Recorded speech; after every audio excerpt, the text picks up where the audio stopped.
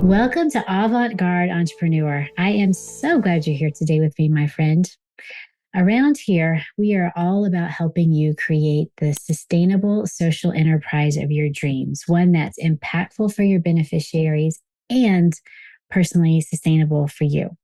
And the show is uniquely designed so that you can skip the overwhelm, the burnout, and the frustration by borrowing what actually works from some of the best and brightest mentors. Today, we have a very special guest, Dena Patton, who is sharing CEO secrets to solving people, scaling, and revenue issues that frustrate even the most brilliant CEOs. So we're talking about the CEO mindset. Plus, we're going to take a deeper dive into systems and processes that you can put in place to help you build a life-giving social enterprise that's impactful for your beneficiaries and makes it personally sustainable for you to keep going. Dena Patton is an inspirational speaker and a distinguished business coach.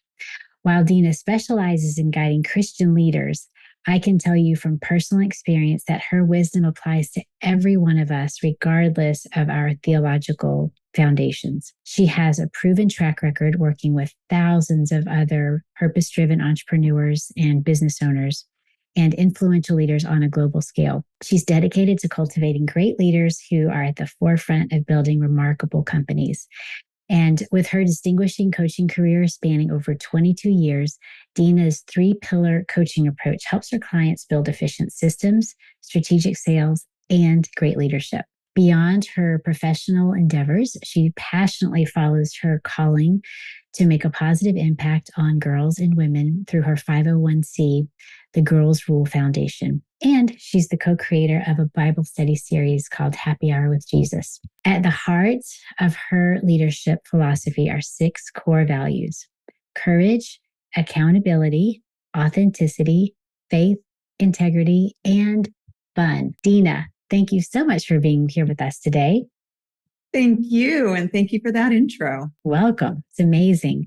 So, Dena, can you tell us a little about your early career and what got you on the path that you've been on for these past 2 decades? Oh gosh, that's a big question, big answer. But, my dreams always took me places, and some of them have been fulfilled and some of them haven't. But I always, as a young girl, had a dream of moving to New York City.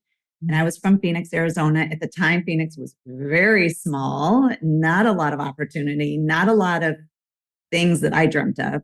And at 21, I moved to New York City and started my first business, a PR marketing agency. That's in itself a story of following your dreams, making a ton of mistakes, not knowing what to do first, all those things that you do in your first business.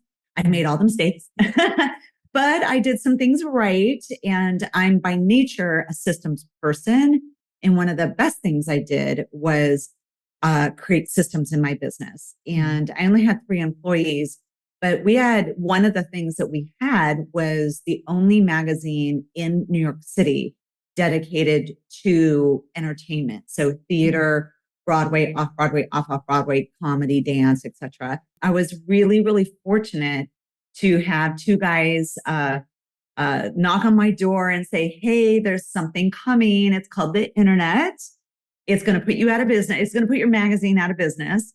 And at the time, I had gone through a rough year. This is before the internet. So there wasn't YouTube. There wasn't communities. There wasn't networking.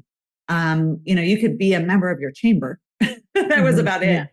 But to reach out to a girlfriend or someone who had done it before me, there was none of that really.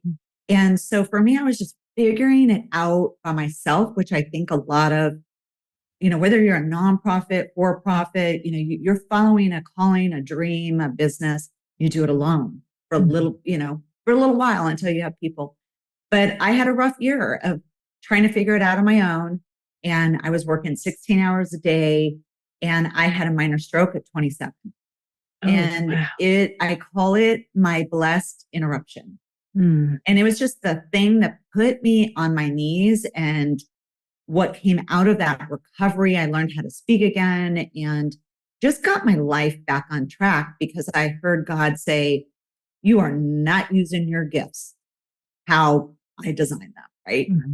So I really went on this quest of saying, what are my highest gifts and how can I make a difference in the world, make a living, and figure this out? So it was a really new beginning for me in that time. And I was so blessed that they came and bought that business. I could finish recovering. I was consulting them and building that next business, which ended up being a multi-million-dollar global company today. So that was exciting to make a website in literally the first month of the internet, and it's still going. So that's fun and watching them, grow it over the years. But it was really God saying new path and trusting that. And, what I know is storms without God will break you. Mm-hmm. Storms with God will build you. Mm. And you just have to trust that process of trusting yourself one day at a time, trusting God that He's putting you on a new path.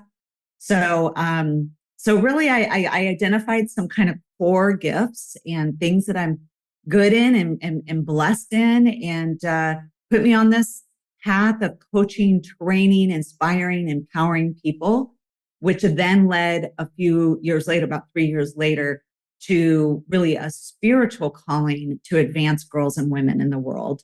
And that kind of took its own path. So that's a little gist of the background. I appreciate you sharing that. Just a little backstory for the listeners. I actually met Dena at a conference a few years ago. It was a professional women's conference, and this was in my other life. She was the keynote speaker and workshop presenter. And what immediately drew me to Dena was, so her accolades are phenomenal, but it wasn't just that. It was really the story of how she got to where she is and the path that she's on now, and how she uses it as a fuel to help others. And I really appreciate how authentically, Dena, you shared about the health issues you had at a young age, because a lot of us as entrepreneurs, delegating's not an easy thing. And we're even if we want to delegate, we might not have a big team, or there's a lot of reasons, and our health can really take a toll. And often we don't know it until something drastic happens and we make a change. It's not by our choice, but we do make a change. So I appreciate you sharing that. Yes, absolutely. Yeah. I think, we don't know each other's stories. You never know how someone got here today. And there's usually a very interesting story behind there. It's our opportunity when a door closes. Are we going to become bitter and fall apart, or are we going to become better and learn what's on the other side of that next door? And sometimes that's hard because we get so wrapped up in what I call the smallness mindset and all the negativity. It's so easy to believe that and believe that maybe God forgot you, or you're too old, or you're too, you've already had 10 chances, or whatever it is. And we just have to let go of those beliefs, because God's so for us. The universe is for us.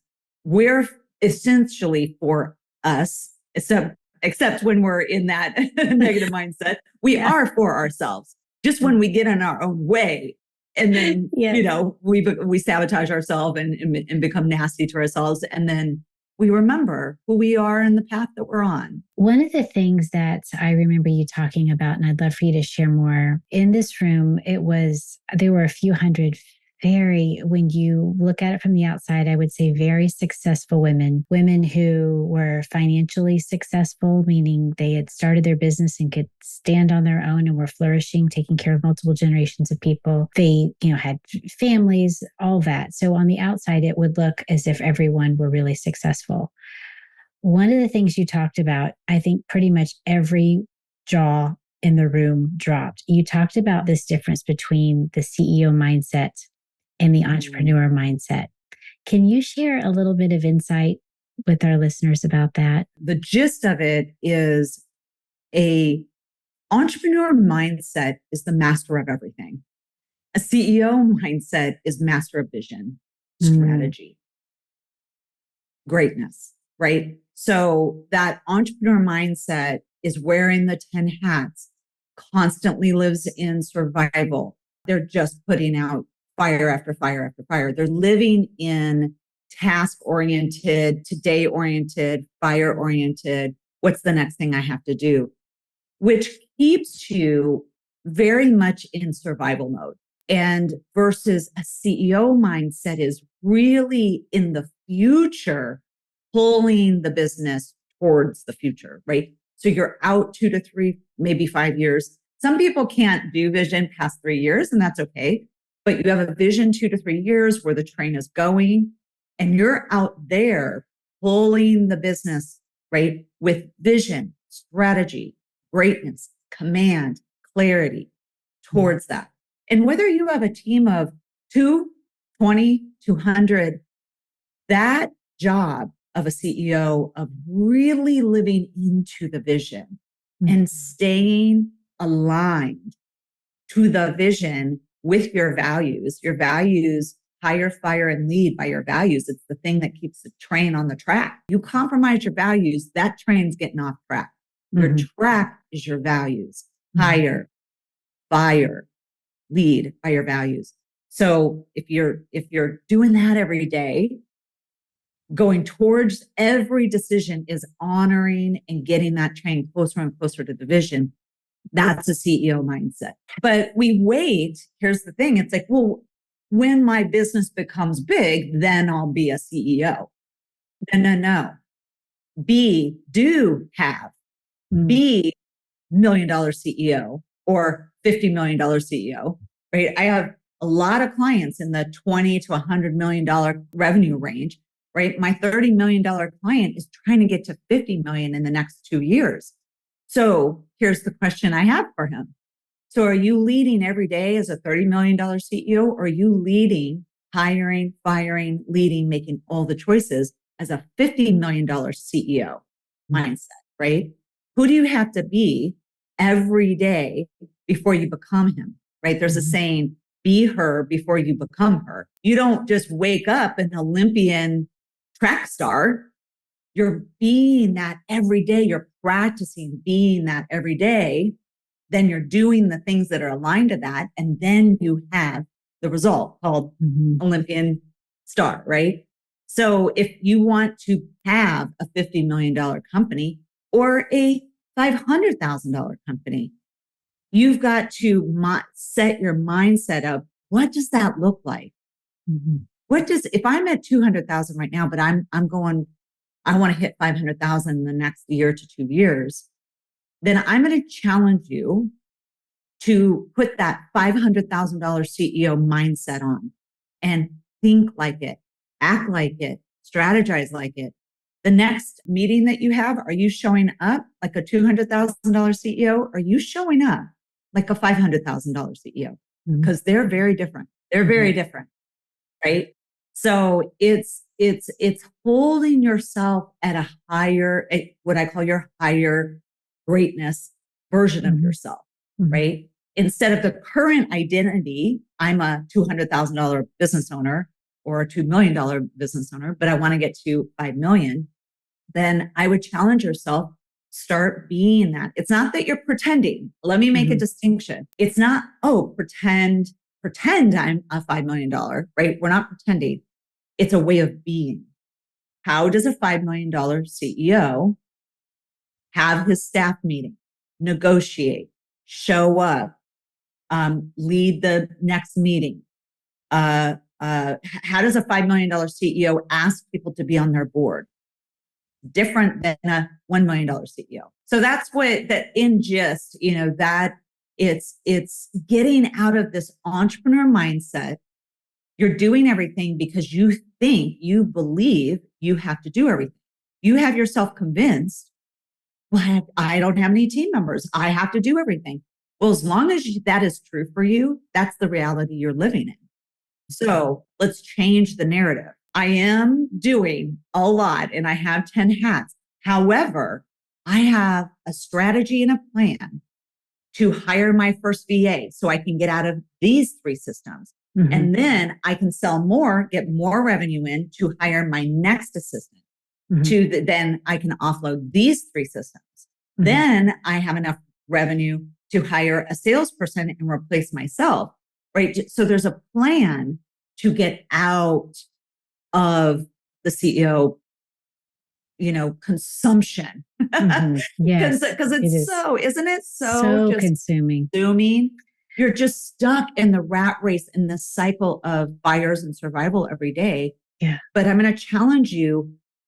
How can you get enough revenue in to hire that first VA? Because the game is delegation. Mm-hmm. Get more off of your plate. I call it the CEO plate, mm-hmm. right? We're starting to curate and build your CEO plate.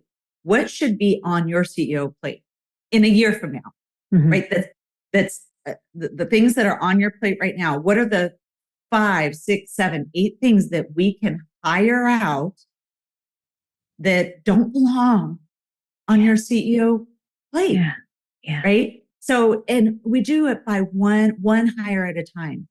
And it might be contractors. You mm-hmm. have 2 or 3 contractors that are taking 1 thing off, 3 things off, 4 things off your plate. And then you do with that found time, you make mm-hmm. more revenue. Here, I'll tell you the biggest breakdown that entrepreneurs get when they start to play that game. It's like, mm-hmm. oh yeah, they loved the idea of delegating something to an assistant or a VA. But then they fill the time with stuff they shouldn't fill the time with. Yes. Talk right? more about that. Yes. I don't know if you remember me calling them RGAs, revenue generating activities. This is where I want you to focus. Mm-hmm. RGAs. You have an extra hour in your week. What's an RGA? A revenue generating mm-hmm. activity that's going to bring in more revenue. Because mm-hmm. the more revenue you bring in, the more people you can hire to get things off your plate so that you start curating your CEO's plate with your brilliance. You should be in your brilliant lane, focusing on RGAs and your vision and moving mm-hmm. this train strategically. Mm-hmm. Not all the admin, not all the operations, not all the tedious things that can absolutely consume the entrepreneur. I think it's so important what you touched on about filling the time with RGAs, because as leaders, sometimes we get tired. And when we get tired, we play small. And when we play small, we do little things like fiddle around on our website, or like we think we're doing things, but they're not actually generating revenue. Yes. So I'm so grateful that you brought that up, because that is so important, that it's critical to, if you're going to delegate things, to use the time to be a CEO. But this is the thing. This is why if you think differently, you're going to act differently, and you're going to create new results. Yeah. So if you are not getting the results you want in your business, or maybe mm-hmm. you feel like you're spinning and you're like, oh my gosh, I'm on this, rat race of just doing all the things and I can't get out of it. Right. Mm-hmm. And that can feel suffocating, where you're mm-hmm. just stuck. And this is where, whether it's a coach, it's a mentor, it's a best friend that's maybe really organized, can help you break habits, or what I call unlearn, right? You've got to unlearn a couple things, because there's habits there that are keeping mm-hmm. you in that cycle. So we want to not only break habits, but break the mindsets that are creating the habits, because mindsets are the things that create the habits, which create the results. So you do have to be willing mm-hmm. to come out of agreement and unlearn some of your mindsets and your habits that have mm-hmm. gotten you the results that you're dealing with right now. But mm-hmm. what's so, I want to just give hope, because as an entrepreneur for 27 years, sometimes we just come to the end of ourselves and we're mm-hmm. like, oh my gosh, I'm suffocated, or I'm consumed, or I'm so confused on even what to do first, right? Mm-hmm. Give yourself some grace. And that's where you reach out, best friends, mentor, coaches, and say, I've gotten myself in this tangle, and I want to switch from being an overwhelmed entrepreneur and move to being a greatness CEO. And I'll tell you, there was a lot of learning, especially when I started my 501c3. It's one thing, I'm coaching my leaders around the world, and then I speak around the world, and that's overwhelming. And I'm a wife and a mom. But 13 years ago, I started my 501c3 and got into the tangle again, just learning how to run a 501c3 and a board and fundraising and all of that. And here's the thing is it's just giving yourself so much grace, going, I got in a tangle today, or I had such smallness attacks today, but you know what? Tomorrow, new day, new decisions. Maybe I'm going to call my mentor. Maybe I'm going to, work on my strategy tomorrow instead of getting consumed in all the things, because it's a strategy and a plan to get out. It's kind of like if we were lost, like we're going to Washington, D.C. this weekend, right? I've never been there. You always go to a new city and there's always an opportunity to get lost. Like, where are we going, right? What are we doing? And sometimes you just have to stop, pull out the map, and go, okay, where are we? Where's our hotel? It's the same thing in business. You just have to stop the train sometimes for maybe a day or a week and say, I've got to take a breath and get a better plan here to get out of this breakdown or out of this, cycle that I'm in. And so having a plan, maybe the plan's only a couple steps, but it's getting you out of the cycle that you're stuck in so that you can do well, so you can do good. Both you and I are so committed to doing good in the world, go-givers, right? I want to be a go-getter and a go-giver, but I can't do it if I'm just stuck in these tangles of entrepreneurship. And we have to give ourselves grace, and we've got to ask for help. So let's say someone is listening to this and they've never really thought of the difference between the CEO mindset and the entrepreneur mindset. And they hear your advice about being different and showing up differently. If someone's listening to this for the first time and they have an intention, they say, yeah, I want this level of revenues. I want to impact this many people. And so I want to be this person. The first time they make that intention, or they go into a meeting with the intention of being the new person, are they likely going to feel it, or is it going to be something that it's more in hindsight? No one has asked me that. I love that you have that, that insight, because it is totally tangible. When you go I just had a client this week that he's at a whole different level. We've been really working on his CEO plate, his CEO mindset, and his vision. His vision is his business is 20 years old, but it's changing. And one thing that we're in as a society, this like post-COVID, we're different, right? Both my nonprofit and my business 2.0. My business is 22 years old. My nonprofit is now 14 years old. And I'm like, I don't want to be the same business as I did pre-COVID, right? So we're all a little bit like elevating, innovating our vision and who we are, because we're not the same people that we were 4 years ago, right? So giving yourself permission to elevate, innovate, think newly, like that. But so we've been working on his vision, pivoting his vision a little bit about his business and his strategy, and then his mindset and his CEO plate. You can see all of those kind of like a domino effect, right? Yeah. But how he's running his team and his staff meetings and his monthly all company meetings is totally different.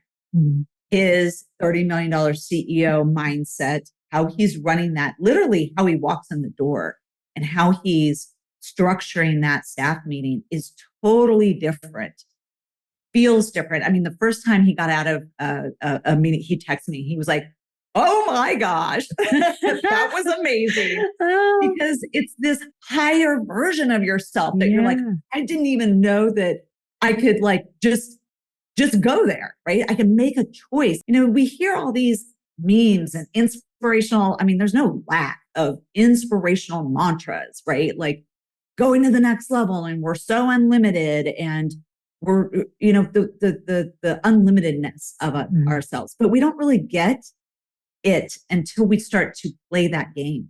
And when we really realize that we have incredible gifts and that we are literally playing a smallness game every day, we don't get that because we don't have the distinction yet. But then when you look at it, you're like, oh, yeah, like how I'm showing up, smallness, when you have the distinction. And so I do think it is. And even me, I do this work every day. I never coach anything that I'm not practicing.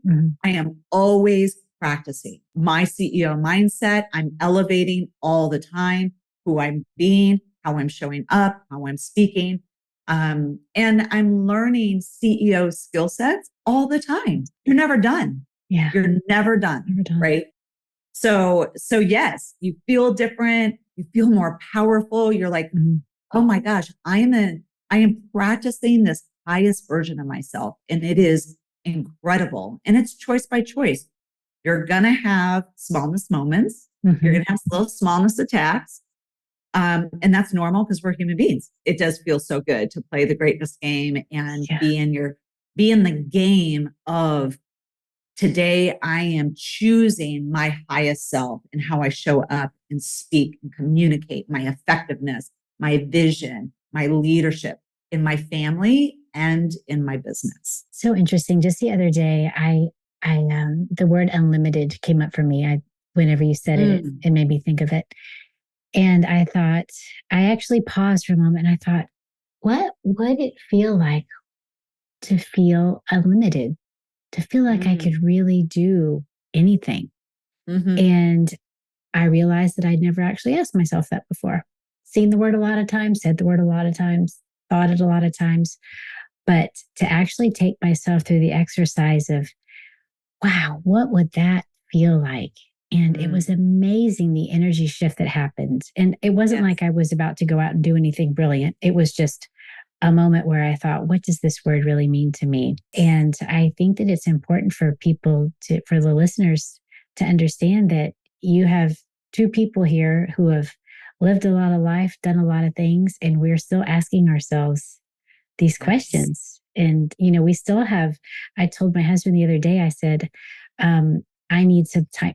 I need some time alone. He's going through recovering from surgery. And I said, I need some time alone because I'm starting to think small. And when I think small, I play small. And when I play small, that ain't good for nobody. In my best grammar. I love that you said that. So powerful. It's so powerful. And I just think that if everybody got that thought, what you just said is the smallness beliefs become the smallness thoughts, which become the smallness habits and actions, which become your smallness results. And then you wonder why you have such small results, or you're not getting to that goal, or that it's like, I don't understand. It's because we're stuck in this house of smallness, this house of what I call it a house of comfort instead of a house of courage. I want to move people from house of comfort because we are addicted to our smallness, because our smallness is 100% around comfort. We get comfortable, even the chaos of being an entrepreneur. We actually get comfortable, which becomes the addiction. Why it's so hard to break all those habits is we then thrive because we've been doing it for a year, 3 years, 5 years. We're living in the chaos, right? And then you want someone to come in and organize and strategize.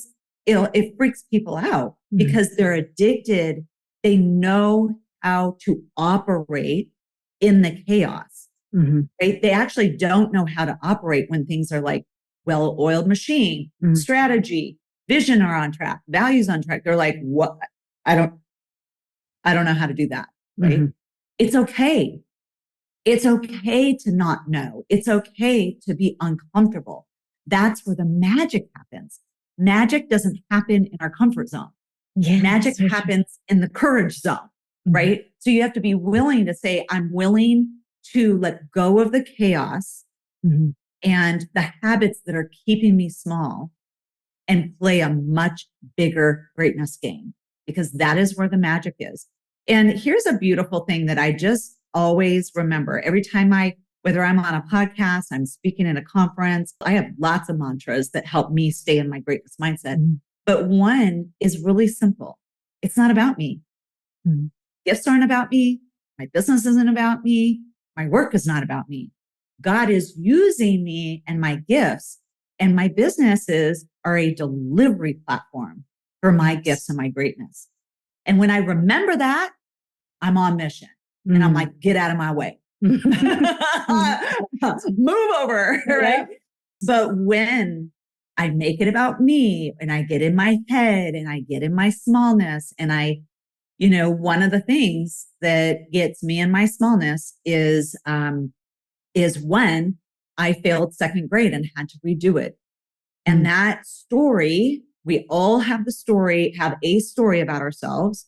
It could be financially or about your family, about your race, about your weight. It could be about your intellect, whatever it is. There is one that is just nasty and can deflate you. So that's one.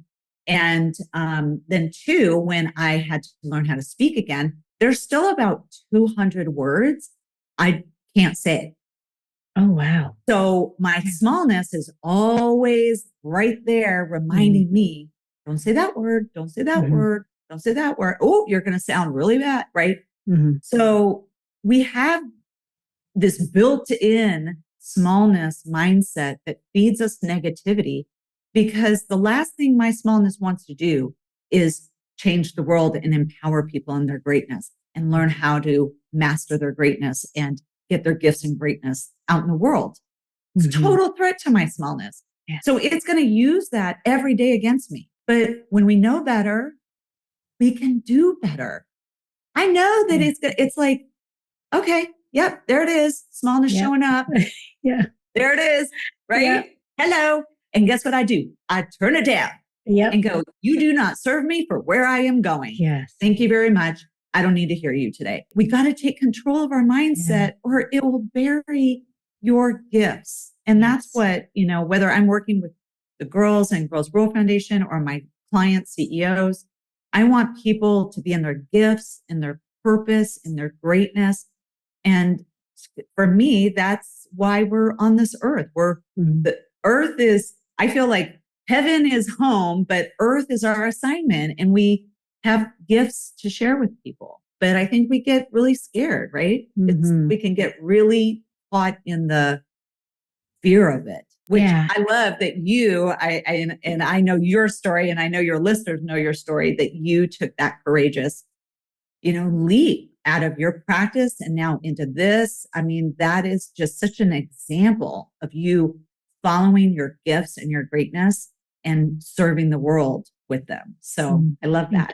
Thank you. Yeah. I think when we know that the smallness is there, it used to be debilitating. I would think, gosh, when am I ever going to get out of this? And it was always like there was another thing. But now that I know that there's always another thing, it's like, okay, there's the thing. Bye-bye. Yeah. We just know it's going to come up, and we just, the smallness thing is going to come up. We don't have to live in fear of it. We just know that it's there, and we just pass it off and move forward. And we're in control, right, of listening to it or not. And that's, I think, my biggest aha 20 years ago was, we don't have to believe everything we think. And I think that goes back to what you were saying about the small, oh gosh, I'm thinking small again. I've got to course correct this. Is just think about this.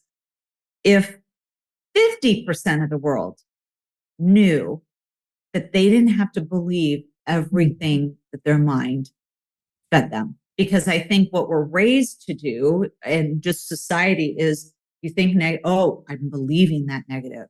Mm-hmm. You do not have to believe everything, because again, the job of your smallness voice, your smallness mindset, we're all born with a smallness mindset, because its job is to keep us safe and surviving, but its job is to disempower us and derail us from big, scary things. Mm-hmm. But you have to have the discernment.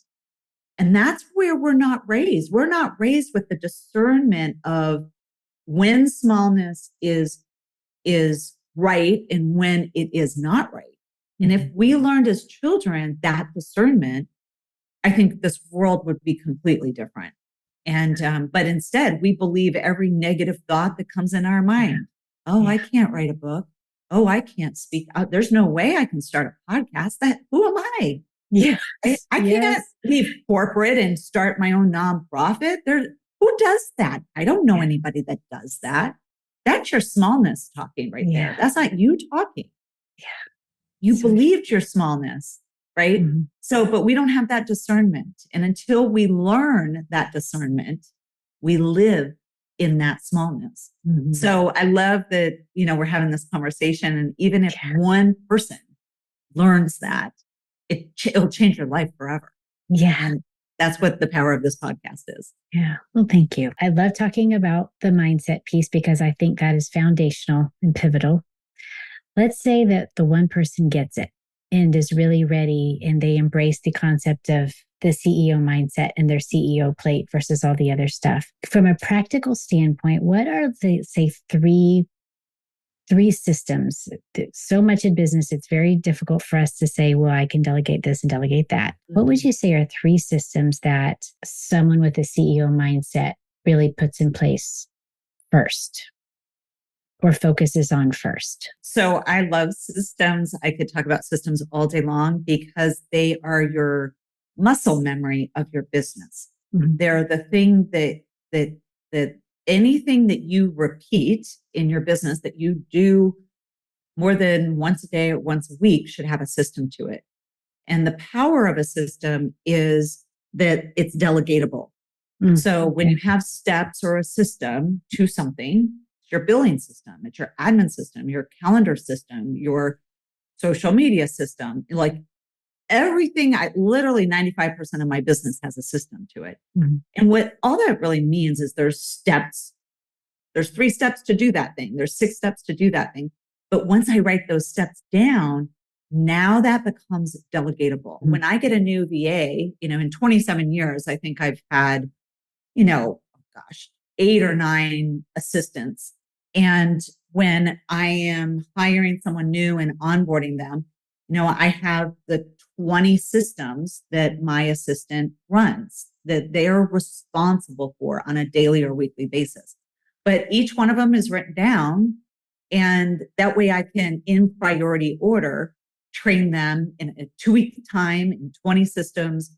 And because they're written down, they can take them home with them digitally and learn them just like, you would any onboarding. So writing your steps down in a simple way, like even in a Word doc or trainuall.com is a tool that I use. And so one, get it out of your head and write it down. Mm-hmm. 2, when you do delegate someone, train them in priority order. And you ask, what are the top 3? I would say if you're a service business, so if, you are serving, if you're a coach or a consultant, you're a photographer, you're a graphic designer, anything like that, where you're a service, you've got to have a sales system. Mm-hmm. Why that? I'm always going to go to sales, because if you don't have clarity around your sales systems, sales conversion, you are building a hobby, winging it. Mm-hmm. And that might be super harsh and you might be super offended by that, but I'm here to challenge you. And I have been coaching entrepreneurs for 22 years. And what I know is if you don't have a sales system, you're building a hobby. Mm-hmm. You're just hoping and wishing and hoping and wishing. And that's a cycle that it'll just get better one day. Mm-hmm. Well, how it gets better is you build a sales system, which is, the steps of your ideal client of how they come in and buy from you. So that sales system is number 1. For that reason, it becomes a well-oiled machine, and then your revenue becomes well-oiled, and then you can hire more people. And giving people's jobs is such a blessing, and you're a blessing to them, and then they bless you by helping build your business. So it's such a win-win, but you need revenue. So sales system number 1. Tied to that is an onboarding system. So super important. you have to have an onboarding system if you are a service-based business. As soon as someone says yes to your package, your offer, your whatever, the sales process stops. The onboarding process starts. And I speak a lot on stages about onboarding processes because most people are winging that. Like they might even have a sales process, but then like the train stops, there's no onboarding. They just, I don't know, their clients get into their business somehow, or, it's usually a mess, onboarding. So I would say onboarding second. Third, this is going to probably sound weird, but my third most important is your calendar system. Yes. Managing your time, especially as a CEO, is one of the most important things that you got to master. Time blocking in your week of the high most important things and revenue generating activities have to be in the schedule. This notion of just filling time or going to events every day is such a waste of time. You've got to, if you're going to go to events, you better be going to events for one reason is your own education, because we're always learning. I'm a student first, but two, go to events where your wine and champagne clients are. Not just go to events to go to events. That's filling time, right? That's a smallness decision. So really mastering your time. I run 2 businesses.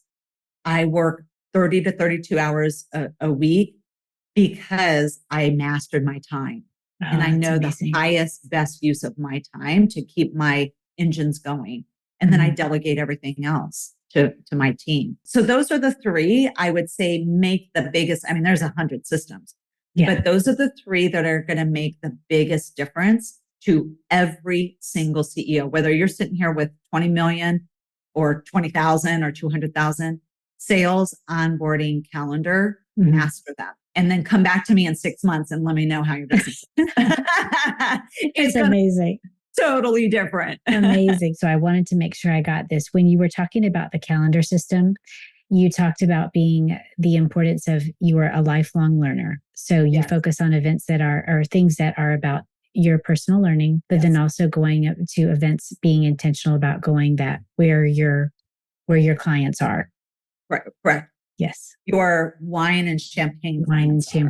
Yes. Yeah. Yes. So we have champagne, wine, and beer. Well, we have champagne, wine, beer, and no way. Yeah. So we have 4 categories of possible clients. I want you to focus on the wine and champagne clients.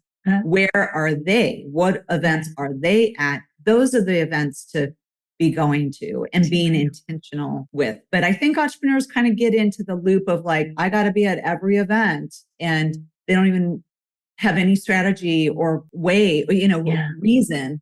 They're just filling time and being at events. And I would much rather you choose a couple events and being much more intentional of why you're going than just filling events. There's such a higher and better use of your time than going to some shoddy entrepreneur event that wasted 3 hours of your time. But people do it all the time. Yeah, they feel like they're going to miss out on an opportunity or something, I think. Yeah.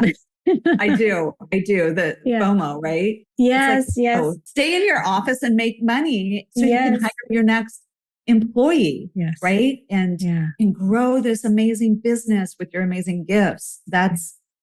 We got to focus on that game. When we talk about managing your calendar, if you're working 30 to 35 hours a week and you're running 2 businesses, sounds like you might have a little bit of self-care built in there that since you're not working 60 hours a week. So can you talk a little bit about your self-care and how you, maybe let's talk about how you build it into your schedule or into your calendar, and what do you do? So CEO self-care is a real thing. And of course that got built out of my stroke. I am definitely a learner, as I have said, is I want to learn a lesson once, not 3 or 4 times. No going around the mountain 3 or 4 times. It's so frustrating when we have to learn a lesson 3, 4, or 5 times. Right? Yeah. So I try to learn a lesson once. I'm like, let's not have another stroke. So I definitely, two of my biggest lessons. One, I did not have any CEO self-care in my first business, which hence brought the stroke on and the stress. And 2, I did not delegate well. I did not know the art of delegation and really how to train someone in a system and have them do that well and be responsible for it. It was just a kind of a mess back then. And so self-care and delegation were the 2 things I really, really had to learn the hard way of doing it wrong. And that absolutely changed my life. But today, I really believe that success is scheduled. And that's why I said the calendar system is, for me, if it's not on my calendar, it's not being done. So I have a personal trainer that is on the calendar. My massages are on the calendar. Date nights are on the calendar. Monthly time with my girlfriends and fun is on the calendar. I love something that's really refueling for me is like live comedy. I love live music and live comedy. So I'm intentional once a month to find that. So there's intentionality around things that relax me, that refuel me, regenerate me. And it has become a system. In the first 10 years, I just really, it was in my head more like, I have to I have to work out. I have to manage my stress. I have to sleep more. I got to move my body. So the awareness was there and I did it here and there. But what I really learned is I need things to be in a system or a schedule for me to be successful. And when I started scheduling my CEO self-care, which then I call CEO self-care plan, not only did it change my life, it changes every one of my CEOs' life. Because most people who come into me, they're like, I'm working 60 hours a week, 80 hours a week. I'm killing myself. I'm totally stressed in my marriage. I don't see my kids. Like that's the narrative for the most part. Yeah. And here's the thing about my coaching. I will not scale and grow someone's business on top of that. We got to rectify that. Your mind, body, spirit, and family, not life, has got to be repaired. Because here's the really bad news. Entrepreneurship, owning a business, will drive you into divorce, disease, death if you allow it. It will. So true. Yeah. Right? And we've seen it in so many, whether it's friends or family. So I take it really seriously I love building businesses and purpose-driven businesses, but we've got to take care of, let's restore date nights. Let's restore the things that, refuel your spirit and your mind and your emotions, because otherwise your tanks get low and then you just run on fuels. Yeah. On fumes. On fumes. Yes. You're not fueled. One of our jobs that we cannot delegate, we can't delegate this, you guys. Yeah. Your self-care, you can't delegate, go get a massage, go work out, right? So ultimately, it is the thing that we are ultimately responsible for. Mind, body, spirit, emotional state of being. And on the daily and on the weekly, my question is, how are you being responsible for those things that refuel those? Because those tanks get low, you refuel. Right? Maybe it's an emotional week and you're just spent. Okay, so my question is, how are you going to refuel yourself emotionally this weekend? It might be spiritually, you feel broken. How are you going to, on the daily or the weekly, how are you going to refuel your spirit? What works for you? Because what is on my CEO self-care plan, it's not meant for you, right? Yeah. So one thing, if you go to amazinggreatness.com, there I have a CEO self-care plan template, amazinggreatness.com, and just fill it in for yourself and start getting accountable for this game. This is a game worth playing. Refilling yourself, because what happens is your marriage starts to be reconnected. You start to get reconnected with your kids. You're not just walking around being a shell of yourself. And we've all been there. I mean, it's kind of part of being an entrepreneur. And it kind of sucks. Right? Yeah. So we got to help each other. I talk about it all the time, but we have to, and I want to normalize talking about that. I'm going to a CEO convention this weekend in DC. And, one of my questions I always talk to people about is, how do you take care of yourself? Most people are like, oh my gosh, no one even asked me that, but I'm on a mission. It's how do we get our gifts and our greatness out in the world when we're literally running on nothing? It doesn't work, right? Yeah. So I definitely encourage everybody to make a plan for yourself on the daily, weekly, monthly of the things that refuel you. Use the template. It just helps you put it down out of your head onto a piece of paper. And it can help you be accountable, because sometimes we have every good intention and we do it for a couple of days and then we quit. Yes. Right. It's all grace. It comes back to grace, right? Yes, it does. It does. So we'll link to Amazing Greatness in the show notes. Dena, before I ask my last question, how do people find you? I know that you do a really great job of not spending your time on things that aren't necessarily your gifts. If someone wants to connect with you or follow you, even if they're not talking to you, what is the best way for them to follow what you're doing? I would say my Instagram. On my website, denapatton.com, is all my socials. I'm not a social content creator. I'm not creating content every day because I'm working in my business and speaking. But my book is there. My socials that are there, and my free downloads, they're all there to serve you with inspiration, tips for greatness, helping you in this journey, hopefully inspire you and empower you. So it's all pretty much on my website is the easiest way. And I would definitely encourage everyone to check out Dena's book, The Greatness Game. It's on my shelf. So I think of Dena every day because it's right on my bookshelf where I sit in my chair and write a lot. It's not in this space, but in my other space. So basically, I think of you every day because it's got the blue cover and the pink writing, The Greatness Game. So last question, Dena. What is your biggest vision? You've got so much that's happening, and yet you're so young. What is your biggest vision for, and let's say 5 years out, let's go there. What's your vision? Oh my gosh. Well, my husband just retired. So that is, he retired at 50, and which is such a blessing, but really I'm a little jealous.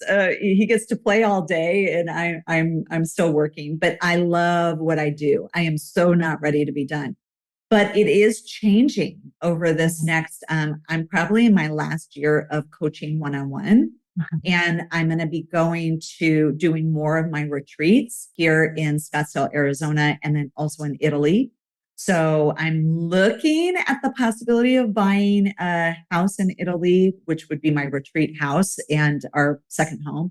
So if I don't do that, I'll be renting my retreat facilities. But so retreats are on the horizon. A second book is on the horizon. TED Talk is on the horizon about I really am just passionate about inspiring and educating people worldwide to live purposeful lives with these simple tools of, how to get into your gifts and greatness.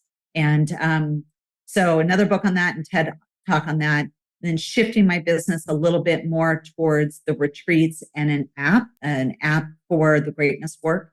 So that's on there. And then we're going national with our after school program for our teen Girls Rule Foundation. We're going national with that program. We've already gone national, but not in a big way. We've kind of been in beta for about 2 years in that.